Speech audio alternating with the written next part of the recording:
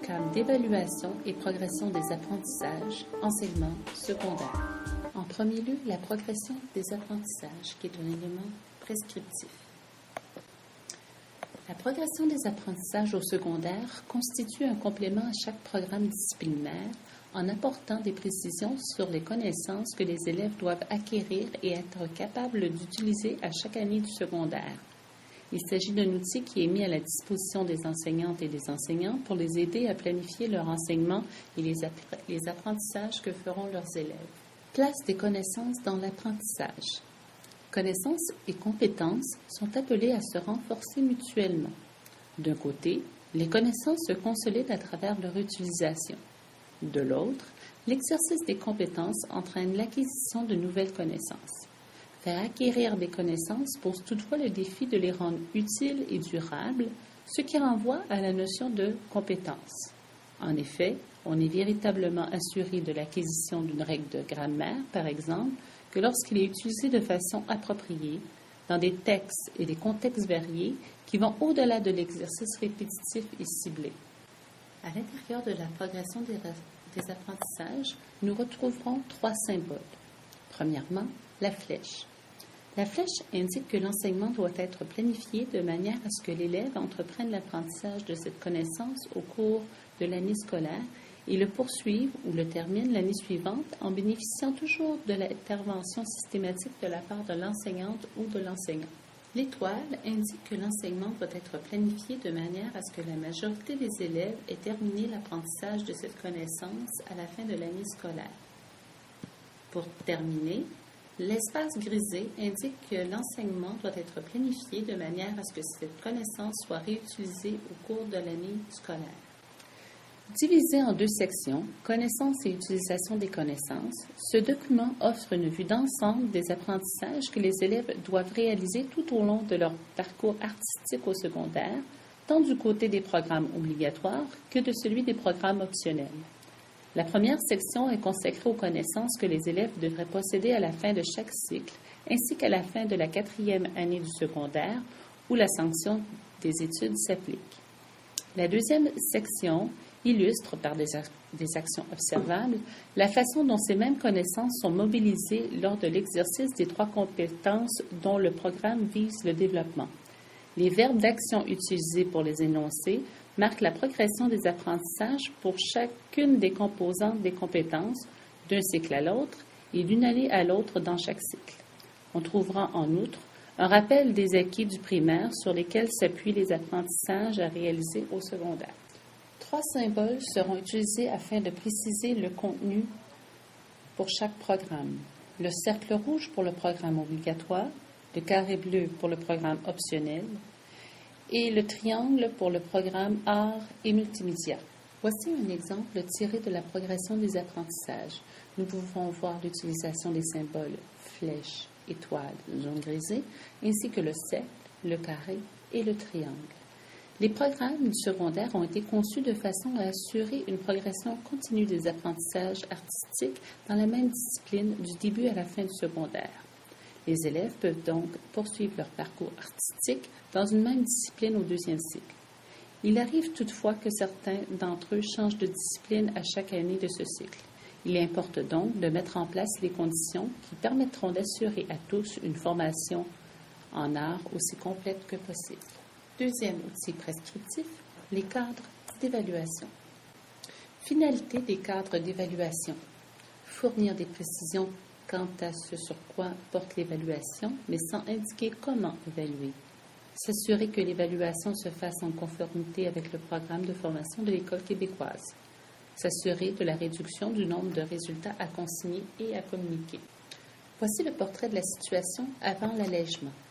La compétence 1 comptait 6 critères d'évaluation et un résultat à produire. La compétence 2 comptait 5 critères d'évaluation et un résultat à produire également. Avec l'allègement, la compétence 1 et la compétence 2 ont été jumelées. Ces 2 compétences se composent de 6 critères. Un critère d'évaluation sur la maîtrise des connaissances, 5 critères sur la mobilisation des connaissances et un critère de rétroaction qui ne doit pas être considéré dans le résultat. Un seul résultat sera à produire. Avant l'allègement, la compétence 3, appréciée, comptait 4 critères d'évaluation et un résultat à produire.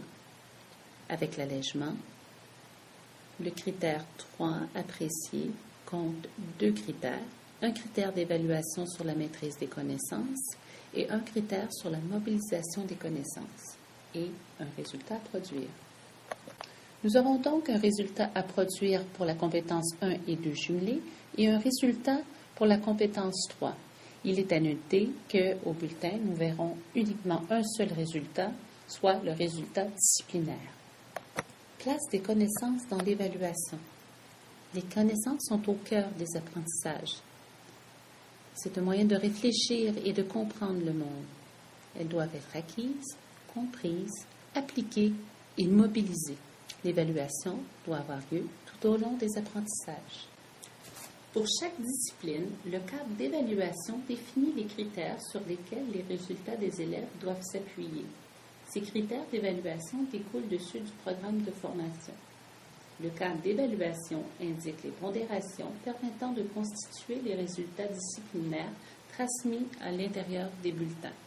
Il est conçu de façon à établir des liens directs, le cas échéant, entre les documents de la progression des apprentissages qui fournissent des précisions sur les connaissances propres à chaque discipline du programme de formation. Rôle de l'enseignant. Choisir les instruments d'évaluation. Fournir une évaluation constante et périodique des besoins des élèves.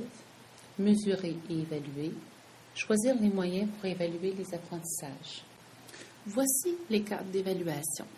Nous voyons en haut les compétences jumelées et le pourcentage qu'elles représentent.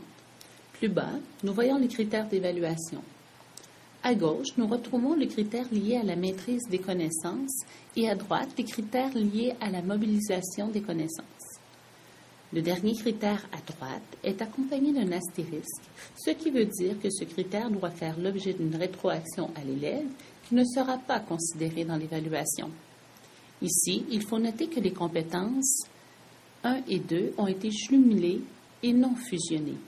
Elles représentent 70 % du résultat. Apprécié comptera pour 30 % du résultat.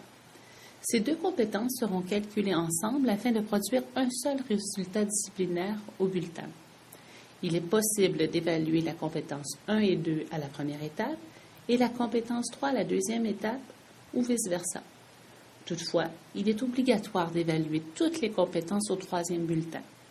Pour le troisième bulletin, nous considérons les évaluations de la troisième étape ainsi que les travaux pertinents de l'année, ce qui nous permettra de faire un bilan.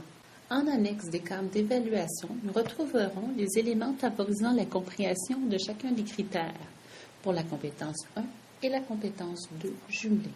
La compétence 3, appréciée, comptera pour 30 % du résultat disciplinaire. La compétence 3 comporte 2 critères d'évaluation, une sur la maîtrise des connaissances et l'autre sur la mobilisation des connaissances. Il est important de remarquer l'utilisation de la double flèche, autant pour la compétence 1 et 2 que pour la 3. Cette flèche indique que l'évaluation des apprentissages s'effectue dans un processus d'aller-retour entre l'acquisition des connaissances propres à une discipline et à la compréhension, l'application ainsi que la mobilisation de celle-ci. Pour s'assurer de la maîtrise des connaissances, l'enseignant doit évaluer tout au long des apprentissages. En annexe des cadres d'évaluation, nous retrouverons les éléments favorisant la compréhension du critère pour la compétence 3.